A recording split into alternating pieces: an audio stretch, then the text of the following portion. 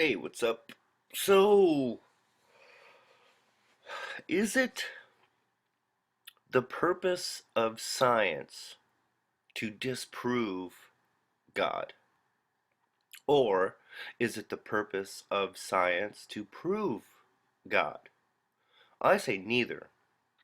I say that science and all scientists should be indifferent to the existence of God or not. What they should be looking to prove is the truth. But what we find is many scientists will go and write a book trying to disprove God, trying to prove that God isn't necessary. And I agree. We may be able to show that God isn't necessary, just like I can show that you aren't necessary, but you exist.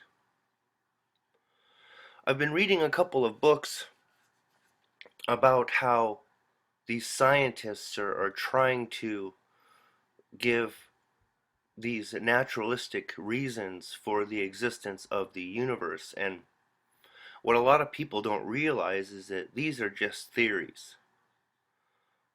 The theory of a universe from nothing is not proven, and there is no scientific data to conclusively support or to deny this claim. But I find it interesting on how the atheist community would just take a theory and say, well, there is no God because this unproven theory says so. You see, I think it's really hypocritical of scientists to start making claims about the existence or the non-existence of God on both sides. I don't think scientists that are theists should be talking about their personal beliefs within the scientific community.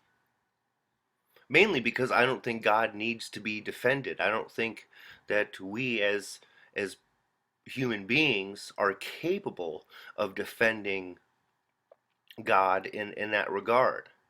I think as we continue to advance in technology, what we will discover is not that we can prove or disprove God, but what we will discover is how God works. And you may want to substitute God with the universe or God with um, uh, the beginning of time or the beginning of the universe. Depending on your perspective.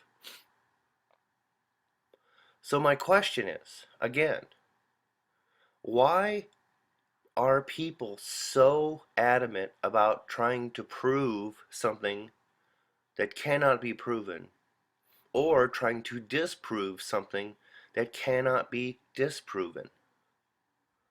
This is what I don't understand. If the atheist scientific community, because there are scientists who are not atheists, there are actually quite a few of them. If the atheistic scientific community is so adamant about there not being a God, why do they write books about them? Who are they really trying to convince? And why would you want to convince anyone of something that you cannot prove? It doesn't seem very scientific to me. It seems personal. And I understand if people have bad experiences in religion or have bad religious experiences.